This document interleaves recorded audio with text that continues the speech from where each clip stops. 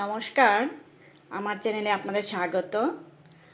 আজকে আমি মসুর ডাল রান্না করব। তো এই বসন্ত গ্রীষ্মকালে মসুর ডালটা কীভাবে রান্না করব আমি একটু আপনাদের দেখাচ্ছি। এদিকে দেখুন, এই যে মসুর ডালটা আমি সিদ্ধ করে নিয়েছি প্রেসার কুকারে, আপনারা কড়াইও করতে পারেন। তাহলে দেখাচ্ছি কীভাবে আমি রান্না করি মসুর ডালটা। এই যে সিদ্ধ করা মসুর ডালটা আমি লবণ দিয়ে এটা সিদ্ধ করে নিয়েছি। তো চুল্লিটা জ্বালিয়ে দিচ্ছি। তাতে আমি দিচ্ছি এই যে কেটে ধুয়ে রেখেছি সাজনা,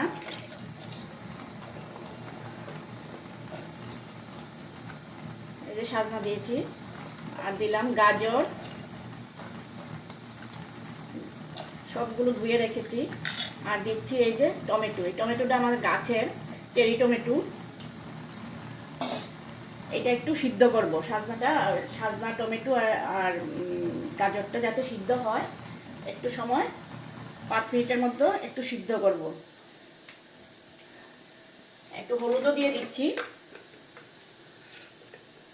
এই যে হলুদ দিলাম, আর একটু দিয়ে দিই, ব্যাস। এটা একটু সিদ্ধ হবে। একসাথে যদি আমি দেই ডালের সাথে, তাহলে সাজনাগুলো একদম গলে যায়, গলে একদম মিশে যায়। এই জন্য আমি এখন পরেই দেব।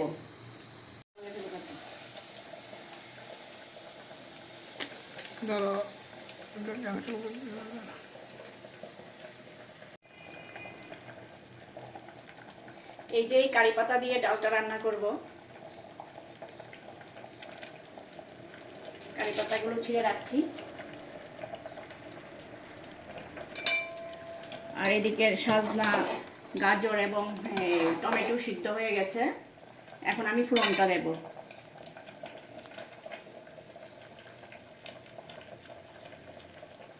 কড়াইয়ে দিচ্ছি সামান্য সরিষার তেল,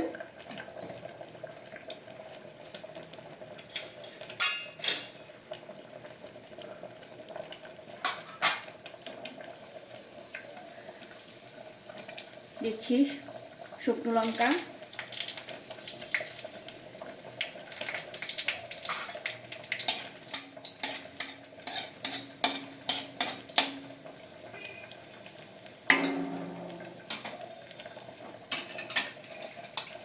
এখন দেব এই যে সরিষা, সেটা তো ফুটবে, চারদিকে ছড়িয়ে পড়বে, এই জন্য এটা নিয়েছি। এই যে ঢালটা,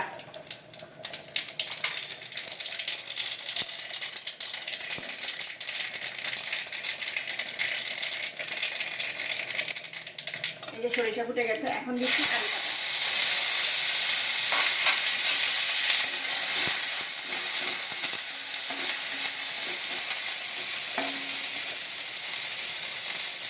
আর দিচ্ছি কাঁচা লঙ্কা।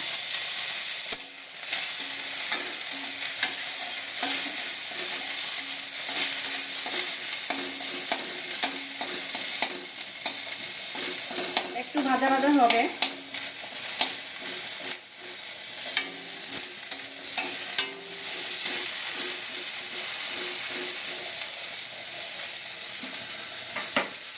হয়ে গেছে, এখন ডালটা ঢেলে দেব।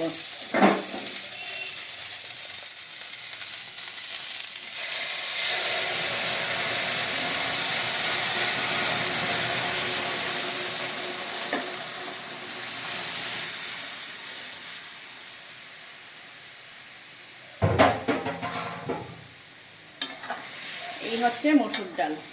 এটা একটু ফুটবে, ফুটলে পরে নামিয়ে নেব। একটু ফুটতে থাক।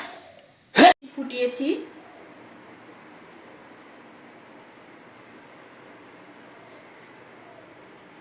ফোড়ন দেওয়ার পরে 2-3 মিনিট ফুটিয়েছি। এখন নামিয়ে নিচ্ছি। এভাবে খেয়ে দেখবেন, খুব ভালো লাগে খেতে।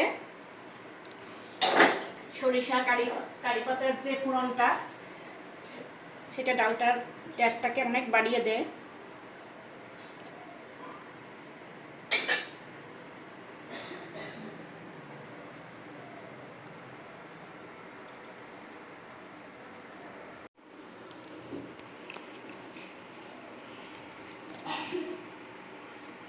আমার চ্যানেলটিকে আপনারা লাইক, শেয়ার এবং সাবস্ক্রাইব করবেন।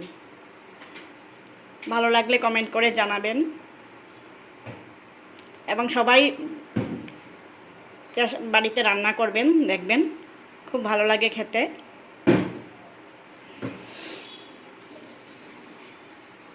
তাহলে ভিডিওটি আজ এখানেই শেষ করছি। সবাই ভালো থাকবেন, সুস্থ থাকবেন। ভিডিওটি দেখার অনুরোধ রইল। ধন্যবাদ।